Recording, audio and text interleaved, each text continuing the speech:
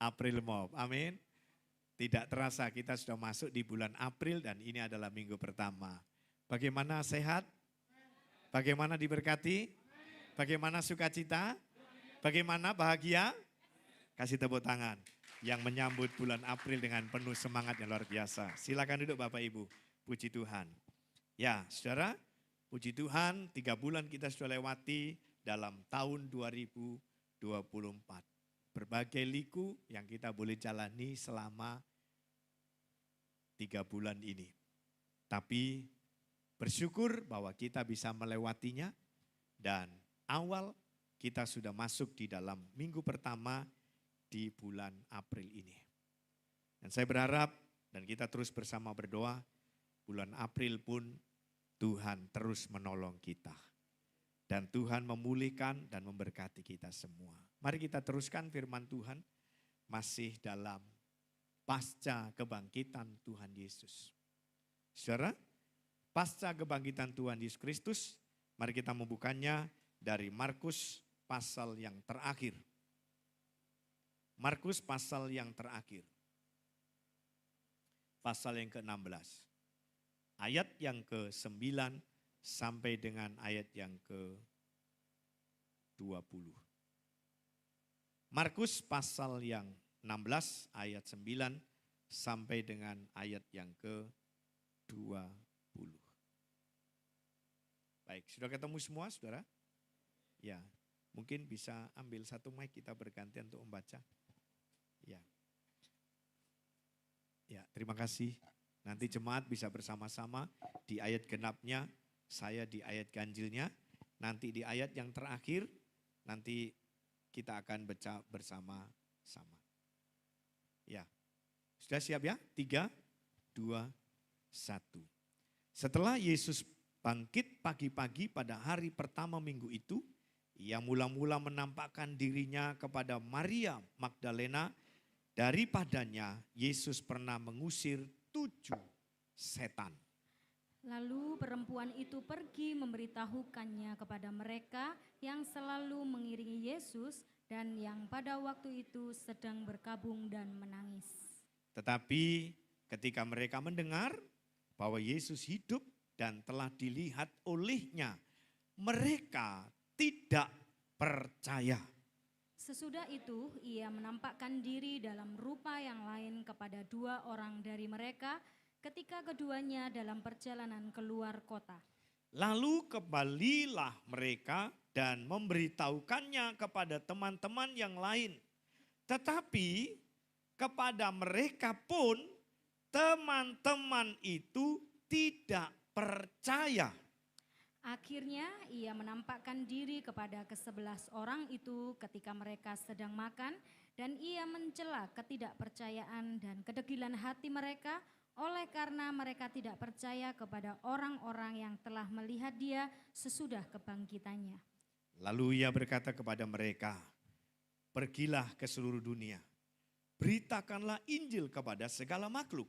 Siapa yang percaya dan dibaptis akan diselamatkan, tetapi siapa yang tidak percaya akan dihukum. Tanda-tanda ini akan menyertai orang-orang yang percaya. Saya ulangi, tanda-tanda ini akan menyertai orang-orang yang percaya. Mereka akan mengusir setan-setan demi namaku. Mereka akan berbicara dalam bahasa-bahasa yang baru bagi mereka. Mereka akan memegang ular dan sekalipun mereka minum racun maut, mereka tidak akan mendapat celaka. Mereka akan meletakkan tangannya atas orang sakit dan orang itu akan sembuh. Sesudah Tuhan Yesus berbicara demikian kepada mereka, terangkatlah ia ke surga, lalu duduk di sebelah kanan Allah. Mereka pun pergi memberitakan Injil ke seluruh penjuru dan Tuhan telah turut bekerja dan meneguhkan firman itu dengan tanda-tanda yang menyertai dia. Percaya katakan? Amin. Puji Tuhan, berbahagia kita yang membaca, yang merenungkan, dan yang diberkati oleh Tuhan. Pagi hari ini, pasca kebangkitannya, topik yang saya sampaikan kepada kita semua, yaitu mengubah ketidakpercayaan menjadi pemberita. mengubah ketidakpercayaan menjadi pemberita. Saudara, di dalam kalimat ini, saudara mesti pahami dan saudara bisa mengerti dalam tulisan Markus pasal yang ke-16 di ayat 9 sampai dengan ayat yang ke-20 ini.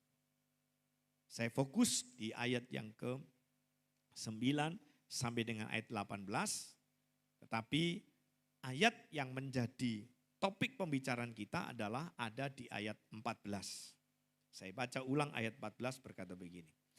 Akhirnya ia menampakkan diri kepada ke-11 orang itu. Saya ulangi, ada kata akhirnya ia menampakkan diri kepada ke-11 orang itu ketika mereka sedang makan. Dan ia mencela, saya ulangi, dan ia mencela ketidakpercayaan dan kedegilan hati mereka. Oleh karena mereka tidak percaya kepada orang-orang yang telah melihat dia sesudah kebangkitannya. Saya tidak tahu saudara, hal yang perlu kita pahami, hal yang perlu kita tangkap dan kita mengerti. Supaya makin ke depan, iman kekristenan kita tidak boleh tergoncangkan oleh keadaan apapun. Amin. Supaya kepercayaan kita tidak boleh bergeser barang semilip. Itulah menjadi bagian. Tuhan ingin di dalam kenyataan kehidupan ini, setelah dia bangkit, maka dia menampakkan diri kepada banyak orang. Kepada perempuan-perempuan yang pada waktu itu mengalami pertolongan Tuhan. Salah satunya kepada Maria Magdalena, dan itu bukan ibu Yesus. Saya tidak tahu zaman itu namanya Maria itu, hampir perempuan-perempuan zaman itu sebenarnya Maria. Paling gampang soalnya. Ya kan? Maria. Paling gampang di sana. Ya kan? Seperti kalau orang Jawa ini namanya ya paling gampang gitu kan. Di mana-mana itu nama pasaran gitu kan. Kalau di Jawa itu namanya Siti gitu kan. Ya toh, Siti itu. Banyak Siti semua gitu kan. Ya toh, itu paling gampang diingat gitu kan, paling gampang diingat. Tapi era sekarang sudah berbeda. Era sekarang Ronaldo siapa gitu kan. Wah, angel-angel sekarang ini. Kemarin saya bertemu dengan seorang namanya, saya lupa mengingat, sampai sulit mengingatnya saudara. Namanya itu apa itu?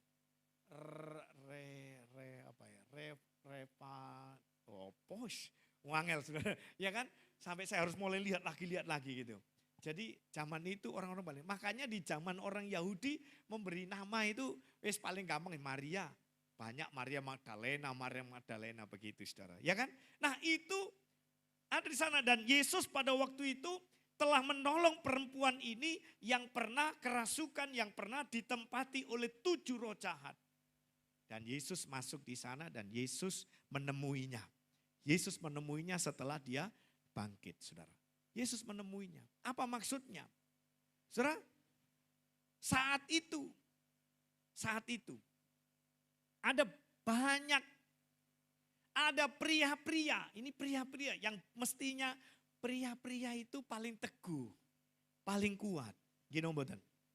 Dalam sisi berpikirnya dan dari sisi pandangnya, itu pria itu lebih kuat di sana. Saudara ya kan? Masuk ke logikanya itu lebih kuat. Kalau ibu-ibu para wanita itu lebih mengarah ke perasaan. Perasaan saya tadi sudah begini ya. Perasaan gitu kan, kira-kira begitu ya. Perasaan gitu, itu ada di mana? Di dunia terbalik. Perasaan gitu kan, kira-kira gitu ya. Ya di sinetron dunia terbalik itu perasaan saya tadi sudah begini. Ya kalau ada di TOP maaf atuh gitu kan, maaf gitu kan.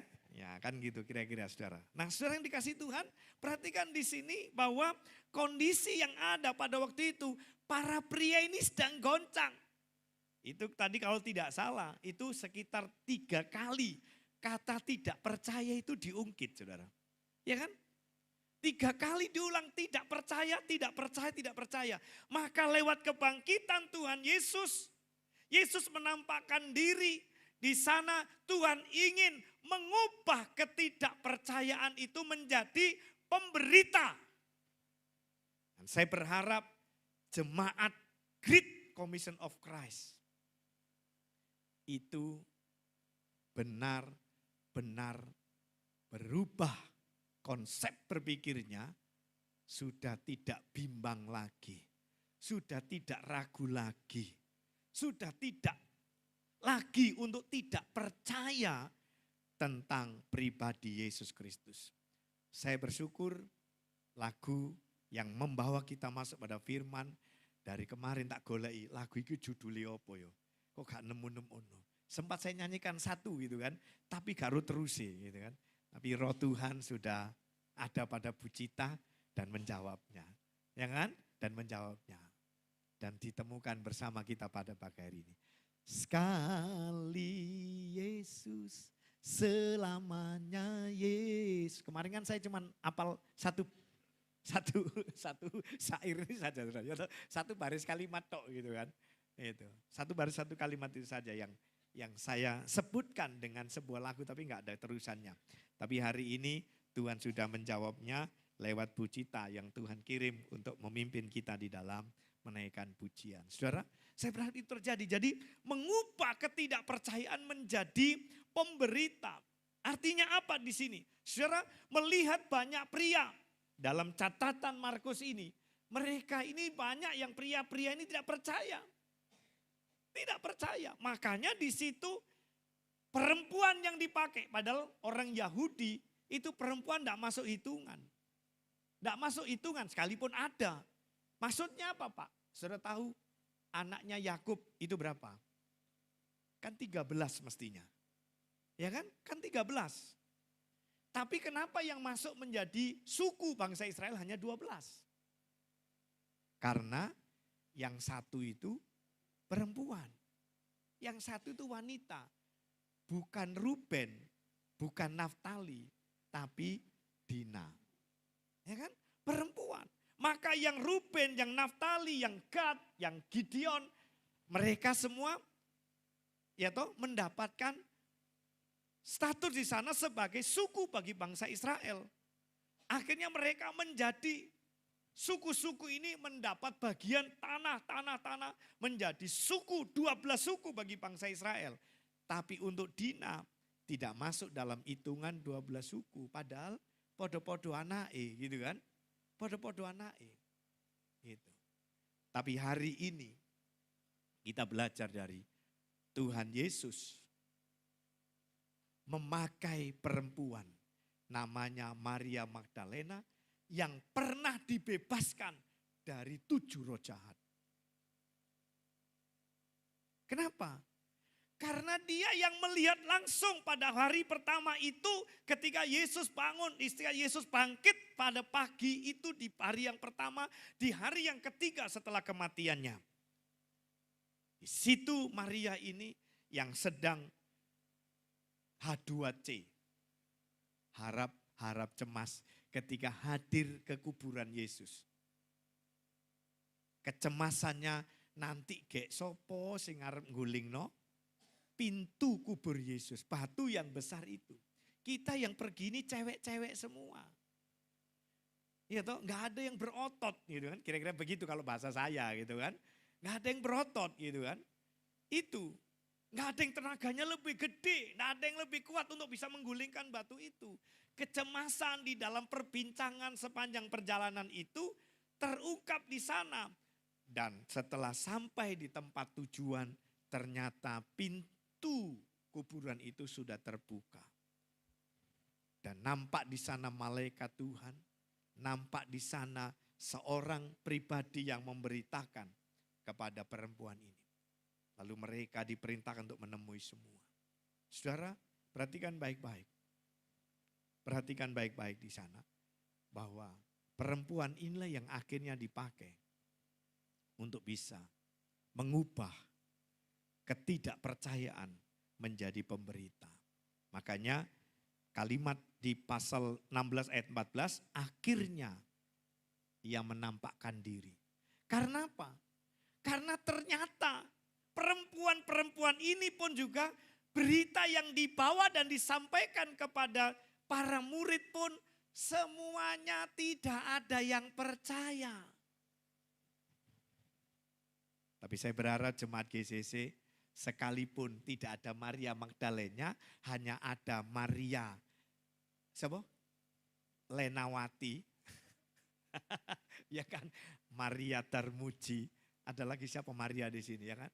Ada Maria siapa lagi, ya kan? Yang tidak hidup di zaman Yesus kala itu, di zaman sekarang.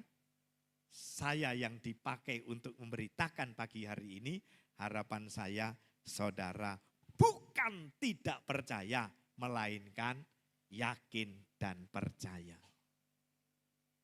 Tuh kan, amin. Percaya no mboten sih? Ya, percaya no mboten? Halo, jemaat GCC. Saya harap saudara walaupun bukan Maria Magdalena di zaman Yesus yang disuruh datang ke sini, ya kan? Cukup Pak Herno yang menyampaikan, saudara saya berharap juga percaya. Seperti saya juga percaya, saudara. Ya kan? Seperti saya juga percaya. Kenapa? Sedikit saya mengulang masa lalu. Bahwa dulu saya rajin ke gereja. Dari kecil ibu saya, kamu harus ke gereja, sekolah minggu. Namanya kalau ibu saya bukan bilang sekolah minggu, sondasul. Padahal kalimatnya bukan itu. Tapi paling gampang ibu saya sudah, sondasul. Ayo nang berangkat atau isu-isu bangun, sondasul. Itu yang diceritakan. Gitu kan. Ya wes berangkat, gak ngerti apa artinya berangkat. Tapi perjalanan hidup saya, sekalipun setiap minggu saya ke gereja, saya tidak ada perubahan apapun. Gak ngefek. Saya lebih cinta dan lebih senang rumah ibadahnya orang lain. Dan saya lebih melakukan ibadahnya orang lain. Tapi setelah Tuhan bawa ke kota, lalu bertemu dan saya dibawa ke satu tempat di mana saya mengikuti retreat di sana. Lalu ada seorang dan dia menjelaskan Injil kepada saya. Di situ saya baru tak, hati saya mulai terketuk dan terbuka. Ternyata ini intinya. Ternyata ini intinya. Maka saya pegang betul yang namanya 1 Korintus 15 ayat 3 dan 4. Itu saya pegang betul. Sebab yang sangat penting, yang telah kuterima sendiri ku sampaikan kepadamu. Bahwa Kristus telah mati. Dan bahwa ia telah dikuburkan sesuai dengan kitab suci. Dan bahwa ia telah dibangkitkan pada hari yang ketiga sesuai dengan kitab suci. Pada waktu itu beliau mengatakan, inilah kunci, inilah inti daripada Injil yang kita punya. Injil tanpa kematian dan tanpa kebangkitan Tuhan Yesus, maka percuma kita mempercayainya. Dan itu menjadi inti dan itu langsung mengetuk di jadak begitu. Setelah mengetuk itu saya langsung diam. Kemudian dilanjutkan. Kalau toh Yesus sudah mati dan Yesus bangkit, kematiannya di atas kayu salib menjadi jalan, saudara. Maka kalau kita tidak percaya, kita juga tidak ada tindakan apa-apa dan tidak ada perubahan. Lalu dilanjutkan di Yohanes pasal yang ke-5 ayat 24. Di sana diberitahukan kepada saya bahwa barang siapa mendengar perkataanku dan percaya kepada dia yang mengutus aku, yang punya hidup kekal. Wah, itu langsung benar-benar kayak air itu turun menyiram saya. Plus. Dan ketika saya ditanya, saya langsung berikan jawaban. Saya adalah orang yang berdosa. Mau ditebus? Mau. Ambil keputusan hari ini. Dan hari itu saya meneteskan air mata, saya menangis, dan saya putuskan saya terima Yesus. Dan sejak saat itu sampai hari ini membawa saya. Sekali Yesus, selamanya Yesus, harapanku tak akan hilang. Karena kasih-Nya. Oh Yesusku, ku cinta Kau selamanya. Yesus, I love you full. Ya kan? Itu. Bagaimana? Sekali-sekali nanti juga Bu Alek bisa bercerita. Ya kan? Karena Bu Alek ini, kenapa ada di sini? Masuk karena Pak Alek, dok. Cie. Iya kan? Masuk karena Pak Alek saja? Enggak. Waktu itu ketika bertemu dengan kami, saya beritahu, jangan karena Mas Alek. Karena gantengnya Mas Alek itu bisa berubah. Ya kan? Gantengnya Mas Alek bisa berubah. Coba kalau nanti kalau sudah usia lanjut, untune giginya, ya toh, giginya itu sudah mulai, ya toh, protol-protol. Dan nak seje, ya toh, gantengnya menjadi berubah. Ya, sekarang sih ganteng ya, mirip-mirip saya gantengnya ya. Ya kan? Ya Bu, betul ya? Iya, loh gak diakui gantengnya mereka. Ya kan? Nah saya berharap bukan karena dia, saya beritahukan. Tapi karena Yesus. Dan saya bersyukur sampai hari ini dia ada di tempat ini. Kasih tepuk tangan buat Tuhan yang luar biasa. Ya kan? Dan saya berharap ini satu hal, satu keputusan yang luar biasa. Supaya kita bisa tahu. Dan kebangkitan Yesus, penampakan Yesus kepada orang-orang itu. Sampai ada kalimat akhirnya. Kenapa? Karena semua mereka diberitahukan oleh yang lain semua gak percaya. Termasuk perempuan yang ditugaskan oleh malaikat ini oleh Tuhan Yesus menyampaikan kepada teman-temannya yang lain. Mereka tetap gak percaya. Ya kan? Tetap mereka gak percaya. Itu yang terjadi. Dan masih sampai hari ini, orang-orang yang masih belum percaya. Tapi saya ingin jemaat GCC sampai kapanpun hari ini diteguhkan iman kita, dikuatkan sampai seterusnya dan sampai selamanya. Sampai Tuhan datang kedua kali, tetap Yesus dan selamanya Yesus. Amin. Itu saudara. Ya kan, itu harapan di mana kita ini bisa belajar tentang bagaimana setelah Yesus bangkit. Maka akhirnya Tuhan Yesus pun menampakkan diri kepada 11 orang. Siapa itu? Murid Tuhan Yesus. Karena mereka pun gak percaya. Bayangkan loh, hari-hari bersama dengan Yesus. Hari-hari ku lalui bersama Yesus. Terus? Suka duka ku jalani bersama Yesus. Ya kan? Itu yang dialami oleh para murid. Itu yang dirasakan oleh para murid. Itu yang dikerjakan para hari-hari bersama dengan Yesus. Tapi kenyataannya bisa saja Petrus menyangkal Yesus. Gitu loh. Bisa saja Petrus menyangkal Yesus. Karena mereka tidak percaya. Bahkan 2 orang setelah Yesus belum menemui 11 orang. Yesus pun bertemu dengan 2 orang yang sedang berjalan keluar kota. Siapa itu? Adalah murid Yesus yang sedang pulang kembali ke kampung halamannya. Karena harapannya sudah pudar. Harapannya sudah pupus. Harapannya tidak ada lagi. Sudah hilang harapannya. Karena Yesus yang dipercayai. Yesus yang dianutnya. Yesus yang diikutinya. Sudah tidak ada lagi. Ketidakpercayaan itu menghantui hidup para murid. Ketidakpercayaan itu menguasai akal pikirnya para murid. Ketidakpercayaan itu benar-benar mencengkram para murid. Karena ketidakpercayaan itu sampai ayat 14 berkata apa? Akhirnya Tuhan sendiri menemui ke-11 orang itu. Dan apa? Ada di bawah itu kalimat yang sebenarnya itu menyakitkan kalau mau dibaca. Apa itu? Ada sebelum kata kedegilan. Apa? Ada kata men. Nah itu. Ada kata mencela. Tahu Bapak Ibu? Mencela. Itu kalimat sebenarnya sudah, waduh. Sudah dimulai dengan kata mencela, ditambahi dengan kedegilan. What is kedegilan? Apa itu kedegilan Bapak Ibu? Nek bahasa Jawa ndawablek. Kebuacut. Wis diceritani, wis diberitahu, wis disampaikan. Tetap saja gak percaya. Keterlaluan.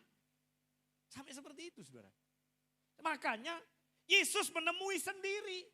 Ya sudah mereka semua tidak ada yang dipercaya. Yesus menemui sendiri. Saya berharap jemaat di tempat ini, sekalipun gak langsung Yesus harus berjumpa dengan saudara, dengan kasat mata kita, tapi lewat pemberitaan firman pagi hari ini, saya berharap Bapak Ibu dirubah ketidakpercayaannya menjadi nanti pemberita. Amin. Artinya apa? Kalau diubah menjadi pemberita, berarti ketidakpercayaannya sudah tidak lagi menghantui diri orang itu. Artinya apa? Berarti ketidakpercayaan sudah tidak lagi mencengkeram para murid itu. Berarti ketidakpercayaan itu sudah tidak lagi menguasai, mendominasi baik pikiran, perilakunya dari para murid itu. Tapi diubah mereka, keyakinannya makin teguh dan makin kuat, makin kokoh. Maka selanjutnya bukan sekedar dirinya sendiri percaya, tapi diimpartasikan, tapi diteruskan dan diberitakan. Kemarin ada yang bertanya, Pak, bagaimana GCC untuk memberitakan Injil? Saudara, ayat ini menjadi landasan kita. Dan itu menjadi ayat pondasi nama GCC. Amanat agung Tuhan Yesus. Penginjilan, pemberitaan kabar baik tidak terfokus hanya kepada gembala. Tapi setiap jemaat, setiap orang percaya punya tanggung jawab yang sama. Punya kewajiban yang sama untuk menjadi pemberita-pemberita. Oleh karena itu hari ini dirubah. Mari kita rubah mindset kita. Yang ada di pikiran kita ini, benar-benar Yesus itu sudah bangkit. Amin. Sekalipun itu ribuan tahun yang lalu, kita tidak ada di sana, kita tidak ada di tempat itu. Tapi lewat catatan Alkitab yang kita punya, Injil yang kita punya, itu meneguhkan kita dan menguatkan kita. Sehingga kita benar-benar diubahkan di sana. Mari.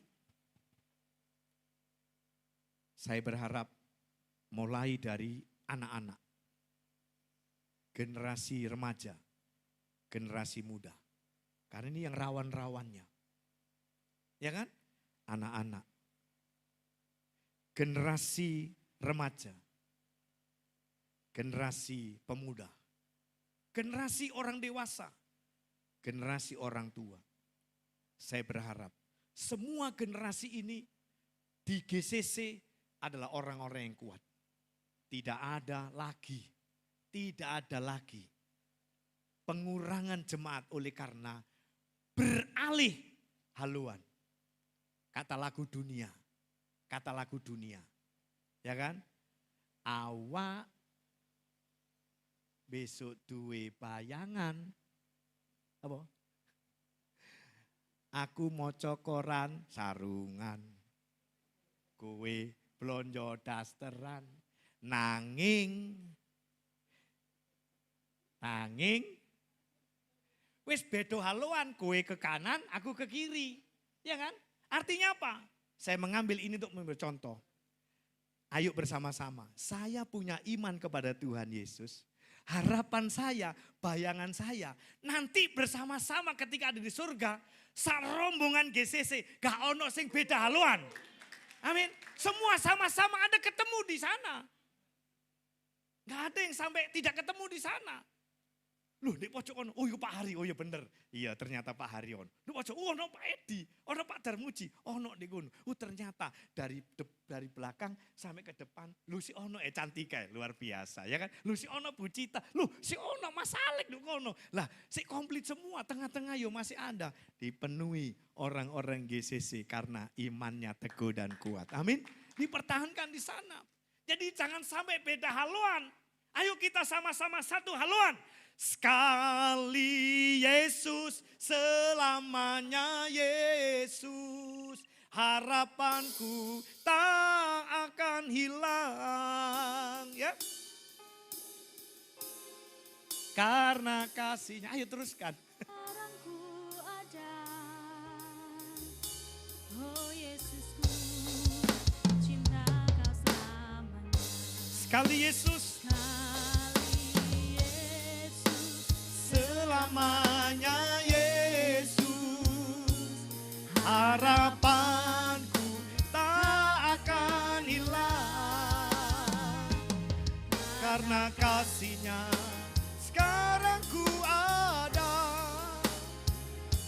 Oh Yesusku, ku cinta kau selamanya. Mari bersama-sama Bapak Ibu yang dikasihi Tuhan. Tinggalkan ketidakpercayaan. Tinggalkan ketidakpercayaan.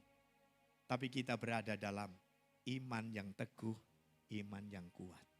Sekalipun Yesus tidak menampakkan diri seperti kepada 11 orang para murid. Karena mereka sudah terlalu, karena mereka sudah degil, karena mereka sudah kebacut. Keterlaluan atau ketidakpercayaannya yang mereka dihimpit seperti itu. Tapi hari-hari ini, sekalipun Yesus tidak langsung menampakkan pada saudara, lewat pemberitaan pagi hari ini, mari ketidakpercayaan, keraguan, kebimbangan, kecemasan, itu semua berlalu. Karena Yesus benar-benar sudah bangkit. Dalam berita ini kita boleh dapatkan, yang pertama adalah kebenaran sudah ditegakkan. Apa itu? Hadirnya Yesus dengan menampakkan diri kepada para murid. Karena kebangkitannya benar-benar nyata. Kebenaran itu sudah diungkapkan di sana. Dan perempuan-perempuan diberitakan untuk memberitakan kepada yang lain. Tapi mereka tetap tidak percaya. It's okay. Tapi buat kita di sini yang lain tidak percaya. No problem. Kita di sini tetap percaya dan punya iman kepada Yesus Kristus. Amin. Yang kedua. Hapus semua kebimbangan. Hapus semua kecemasan. Hapus semua ketakutan. Untuk kita percaya kepada Yesus Kristus. Hapus itu semua. Pak, bagaimana? Bagaimana? Termasuk bicara pasang hidup, termasuk bicara ekonomi, termasuk bicara pergumulan, persoalan rumah tangga dan lain sebagainya. Mari semua itu hapus dari pikiran kita. Untuk kita kembali kepada punya iman dan punya percaya kepada Tuhan Yesus. Bahwa dia benar-benar sudah bangkit, artinya dia sudah mengalahkan maut. Berarti dia sanggup melakukan segala perkara yang tidak bisa kita pikirkan. Tuhan Yesus bisa kerjakan. Amin. Nah, kalau sudah yakin dan teguh dalam diri kita, poin yang ketiga, beritakan kepada yang lain. Yang lalu kan saya sampaikan bahwa kalau kita punya sesuatu benda yang bagus, kita bisa ceritakan kepada yang lain. Kalau kita sakit kemudian minum obat ini lalu kita sembuh, kita bisa beritahukan kepada yang lain. Kalau ada yang sakit begini, minumnya obat ini. Nantilah sembuh. Seperti yang kita alami. Ya gitu kan. Kalau ada penyakit begini, minumlah ini, makanlah ini. Nanti ini akan sembuh. Karena saya mengalami itu. Misalnya begitu. Saudara, itu kondisi yang ada. Maka sekarang para murid itu diperintahkan oleh Tuhan Yesus. Beritakanlah Injil kepada segala makhluk. Tanggung jawab kita bersama. Untuk memberitahukan kebangkitannya, untuk memberitahukan tentang kematiannya, memberitahukan tentang karyanya, memberitahukan tentang kabar baik kepada setiap orang, sehingga mereka menerima Yesus Kristus dan mereka menjadi orang yang percaya dan sama-sama menambahkan bilangan untuk memenuhkan kerajaan sorga. Amin. Saudara, ayo ini tanggung jawab kita bersama. Kita beritakan seperti kepada para murid. Setelah Yesus bertemu dengan mereka, mereka diberitahukan. Mereka terus memberitahukan kepada yang lain. Dan terus kalau bahasa Jawa, gedok tular itu disampaikan. Sampailah Injil itu, sampailah kabar baik itu ke jalan raya Menganti Wiyung nomor 81. Berdirilah di sini Great Commission of Christ. Yang nanti harapan kita seperti pesan Tuhan untuk tahun 2024. Yang paling lemah akan menjadi yang kuat. Ya, yang paling kuat, yang paling kecil akan menjadi kaum yang besar. Aku Tuhan yang mengerjakannya. Dan itu boleh terjadi di tempat ini. Amin. Amin. Percaya Yesus makin kuat, tidak ragu lagi, hapus semua kecemasan, hapus semua kebingungan, hapus semua ketidakpercayaan, makin teguh iman kita. Lalu beritakanlah kepada yang lain. Sehingga mereka pun ikut dikuatkan dan mereka mengalami perubahan. Mari kita masuk di dalam perjamuan kudus. Supaya kita bisa menangkapnya untuk kehidupan kita bersama.